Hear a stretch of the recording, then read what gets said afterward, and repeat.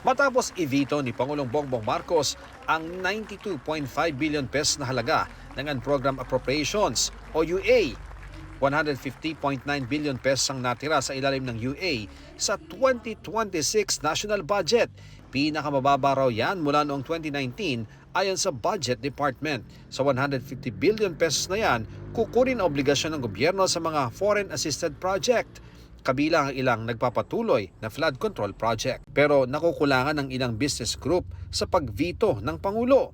Ayon sa Makati Business Club, dapat naging mas agresibo ang Pangulo sa unprogrammed appropriations na nila'y questionable sa konstitusyon.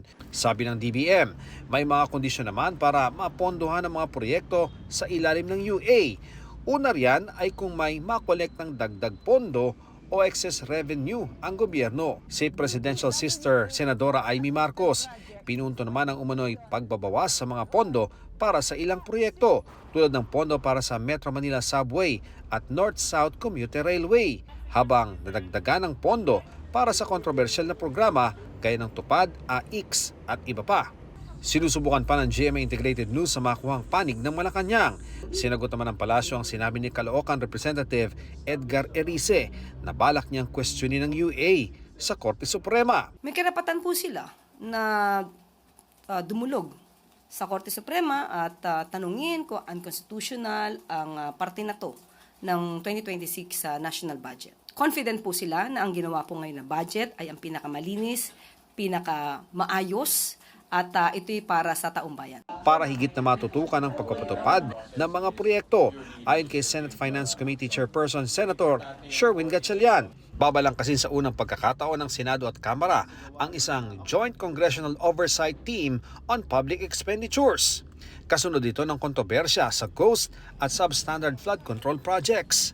Maraming gustong tutukan si Gatchalian na magpapaganda umano sa pagbusisi nila ng budget proposals. For example, underspending ng mga agencies, foreign assisted projects, some projects na kailangan natin i-drill down pa, like for example, yung pagpapagawa ng hospitals dahil over capacity na yung mga hospitals natin. So yung mga ganitong bagay para pagdating ng budget, hindi lang isang araw, isang agency, alam mo na yung konteksto o alam mo na yung context nung pag-uusapan nyo during the budget briefings. Kasama sa mga gagawin nila, mag-ocular inspection sa mga proyekto. Kakausapin ni Gatchalian ang counterpart niya sa Kamara para sa pagbuo ng Joint Oversight Team.